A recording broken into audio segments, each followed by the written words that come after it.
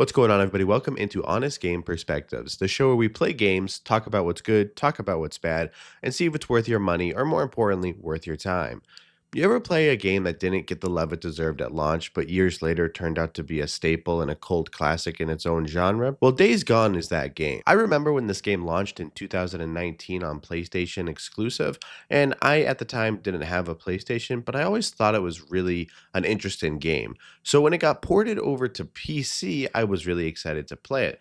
However, I could never pull the trigger on it for some reason. A single player, narrative driven zombie game, I don't know. I just couldn't pull the trigger on it for years.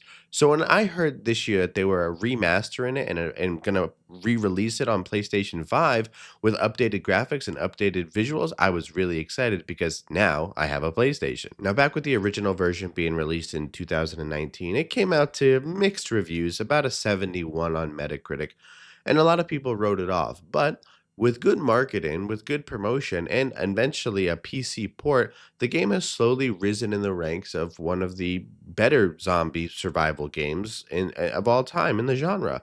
It's a solo game. Now, if you haven't seen any gameplay, hopefully you see some on screen. But like I said, this game did get a PC port eventually, and it always seems to be one of those games that goes on sale when Steam has their summer sale or their winter sale or their whatever sale. It always seems to be a game that goes on sale.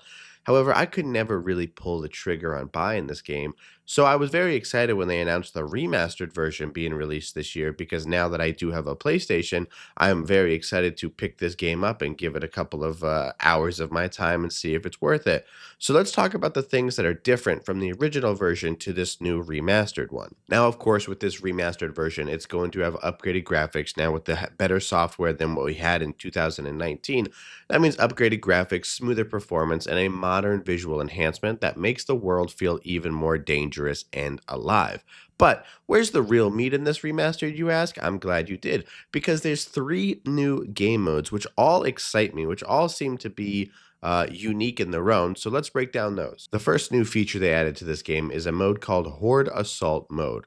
Now, it's pretty much what you would imagine that is. It's just a survive at all means. The zombies get bigger and the hordes get bigger and everything. You just round after round, you see how long you can survive. A mode that really, when you think about it, I don't think many zombie games have this mode anymore. Hell, I don't even think many games have this mode anymore. Didn't Gears of War back in the day have something similar to this?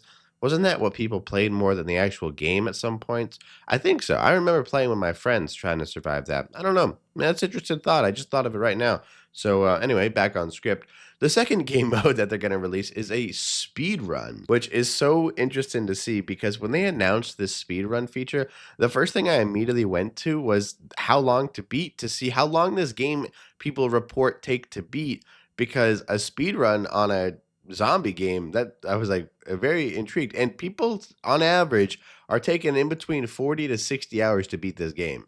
So obviously a speed run is not going to be 40 hours. I'm projecting people will get it down to less than 7, maybe less than 10 hours.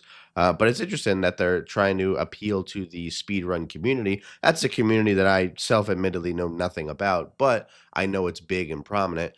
So it'll be interesting to see if this game gets any traction from the speedrun community, especially if they have features dedicated to that mode. And last but certainly not least, my favorite mode they're adding, which is a mode that, again, much like the Horde Assault mode, I think every zombie game should have this, which is perma-death mode. Now, this is interesting because they didn't say if it's going to be one difficulty or not. So can you play this game on an easier difficulty but still have the permadeath mode? I think that'd be something that's actually kind of interesting if you think about it, right? A permadeath mode is really cool, but imagine if like the game wasn't as hard as a lot of times when you play permadeath mode, the games are on their hardest difficulty.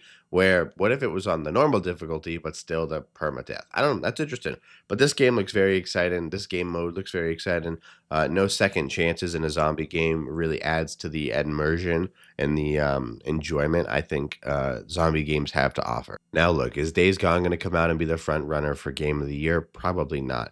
Although I don't think many zombie games have been released in 2025 yet, I do think this game could probably be the front runner for that genre. But let's keep the conversation going going down in the comments, guys. Did you play the original Days Gone? Will you be playing this version of Days Gone?